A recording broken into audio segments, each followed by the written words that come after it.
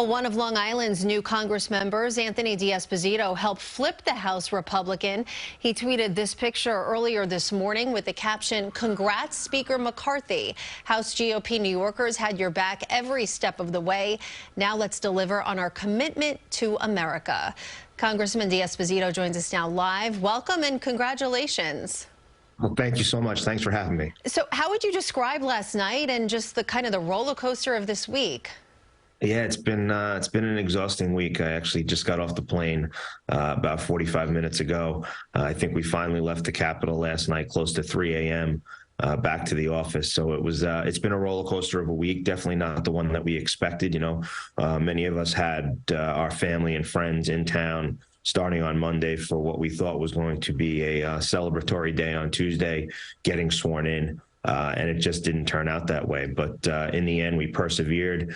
We stuck to what was important. We kept our ground, and we made sure that Kevin McCarthy was the Speaker of the House. Our reporter working in D.C. this week, Lisa Rosner, is hearing this morning that it was the New York delegation that forced a no vote last night on adjournment after the 14th vote, which then led to the final 15th vote. Is that true? And what can you tell us about any involvement the New York delegation had in ending this? Well, I don't know if it was just us, but there was a point late last night when Congressman Garbarino and I and Nicole Maliantakis and Nick LaLota and others, we just thought, you know, the time has come where it's 2 o'clock or 1:30 in the morning. Why are we adjourning? Let's get the business of the people going. Let's start to work. The people of America want to see us working. They don't want to see us head home for the weekend. And after a discussion, and it seemed like someone had come around one of the dissenters, and the next vote, we had a Speaker of the House. Kevin McCarthy for Speaker, including Congressman Matt Gaetz, said that they didn't trust him, that he essentially takes his political cues from lobbyists and special interests. Why did you vote to support him the entire time? So Kevin McCarthy, early on, when I got into this race, my seat especially, and others on Long Island, this was a seat that was held in Democrat hands for 25 years. And when I got into it, it was after the redistricting, Joe Biden had won my seat by close to 16.5 points. And many people said it was impossible. There's no way that we were going to win. And Kevin McCarthy, Tom Emmer, Steve Scalise, they were some of the first in line to say, you know what, Anthony, if you're saying that you can get the work done and that you could win this seat, we're behind you 100%. And I was always taught, you leave the dance with the one that brought you there. And Kevin McCarthy has been supportive the entire time. He's been welcoming to the freshman class. He's been helpful. He came into our districts and helped us campaign. And listen, we wouldn't have the majority without his support, without his guidance. And he served as minority leader. He showed that he can be the leader that we need as we move forward in getting America back on track. And listen, it's clear from the last 4 days, he's a guy that doesn't give up. He's a guy that stands with his convictions. And I'm glad that early this morning we were finally able to deliver him the gavel. And what do you say to many Republicans and, of course, the Democrats who are watching this sort of gleefully this week? If this is what it took to elect a speaker, then how are the Republicans in the House going to get anything substantial done legislatively? What would you say to those people? I think that the time has come that we're unified and we are going to get things done for the American people. And quite frankly, I actually had a conversation, funny that you bring it up, a conversation with my Uber driver this morning, and he had asked about the last 4 days and what I thought the American people thought about it.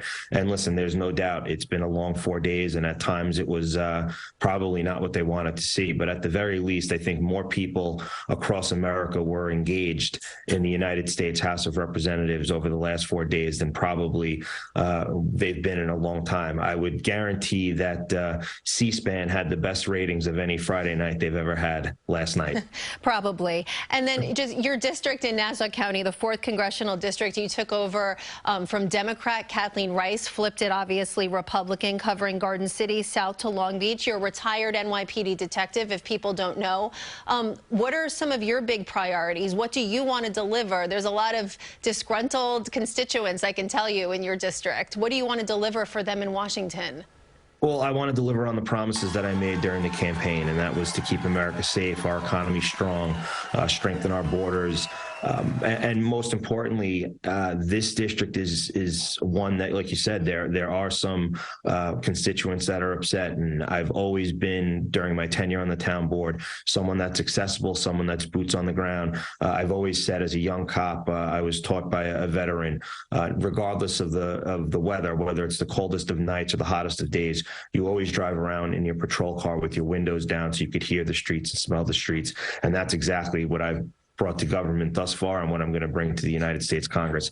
I want to be the voice of the people of this district, whether they are Democrats or Republicans or independents.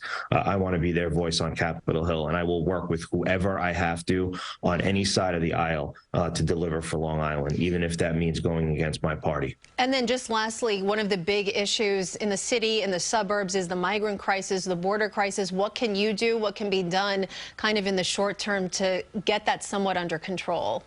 Well, you know, earlier this morning, when Kevin McCarthy made his speech, he discussed that that's going to be one of the priorities. It's one of the things that we've outlined in the Commitment to America. I think, you know, one of the first bills that we're going to pass next week is rescinding the funding for those 71,000 extra IRS agents. And I think it's time we take that funding and we put it towards our Customs and Border Patrol. We give them the support and the resources that they need, and we hold Secretary Mayorkas accountable for failing at his oath. Well, we'll be watching all of it, and we hope you check back in with us, and we wish you the best of luck. Thank you so much, Long Island Congressman Anthony D'Esposito. Thank you for checking in with us. Thanks for having me.